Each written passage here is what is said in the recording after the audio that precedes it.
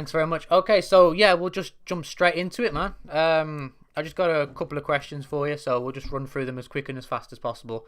I won't try and keep you long. All right. Gotcha. Nice Yep. one, man. Okay, so first off, you're one of the most active fighters on the UFC roster today right now, man. Like you're fighting 3 times every year since 2016, which is a really, really big achievement in and of itself. You see guys who only fight once a year, so that's a huge achievement in itself. Of course, like you've already had one fight this year already. So are you planning on continuing that trend into this year and fighting another 2 times?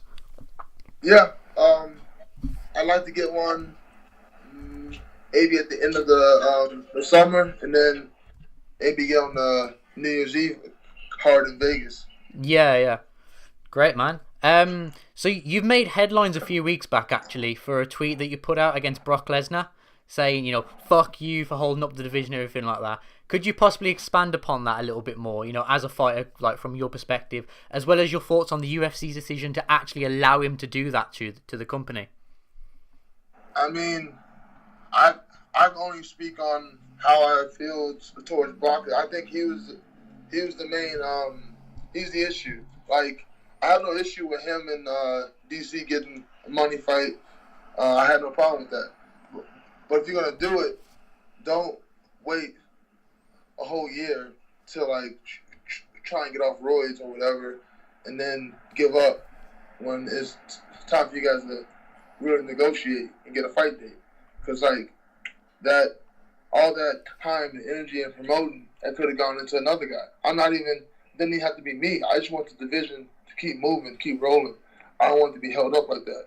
Yeah, man, I totally agree. I mean, like people like you and Ngannou are the future of the division, and they're holding up for a guy that hasn't fought in how many years. So I completely agree with you on that, and I can understand your frustrations. I mean, you're 11 and 2 right now, and obviously you've only ever lost to Francis Ngannou, and most recently at the end of last year. So clearly, but anyway, you two are the future of this division from my standing anyway. So would you eventually like another fight with him sometime down the road, maybe for a title or something like that? And how would you approach that fight differently, knowing that you've been in there with him twice? Well, yeah, of course I want that fight back. Like you said, he's the only guy that beat me, so that's always gonna that's always gonna be in the back of my mind.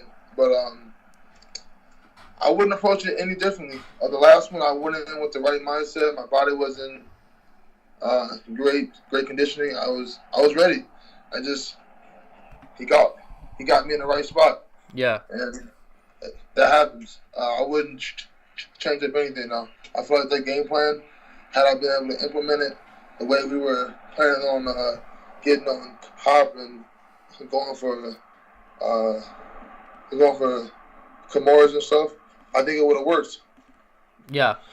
Brilliant, man. I mean, I was going to ask you about who you're planning on fighting next anyway, because I know at the end of your last fight against Justin Willis, you called out a few names, like people like JDS, Derek Lewis, Stipe, but rumours actually started circulating today about you fighting on the Abu Dhabi card, UFC 242 against Shamil. His last name I cannot pronounce for anything, but he's the number 10 heavyweight. Are those rumours true, or can't you really speak on that right now? I can't really speak on any current contract negotiations, but like I said, I would like to get in another fight at the end of the summer in Yeah. order to continue my 3 fight a year trend.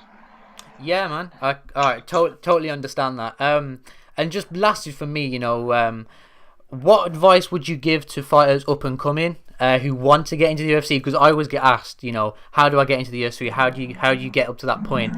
And as well as that, when it's all said and done, way off into the future, when you eventually start to think about retiring, how do you want to be remembered by the MMA community? And what's the end goal apart from being a champion?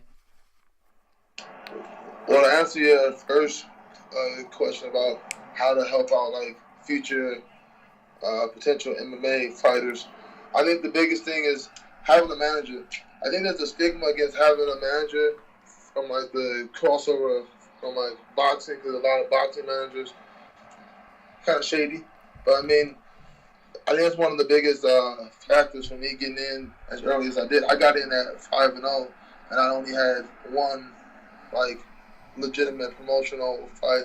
I fought RFA one time, and I Hmm. got in, and that was off the strength of my my manager. He was putting out videos. He was emailing officials with the UFC. He put in the legwork. So I think having a great manager and winning fights, as long as you're winning fights, it'll work itself out. If you're 8-0 at bantamweight, you're close. If you're 10-5 at lightweight, you got a little more work to do. It's pretty simple. And I think I want to be remembered as a wrestler, a dominant wrestler who was able to use his skills brought over on my amateur wrestling career and use them to dominate the division. I think that's what I'm gonna be able to do. With my wrestling, I don't see another heavyweight come along being able to hang with me. Once I get through Ngannou, I don't think there's anyone left that can really contend with me.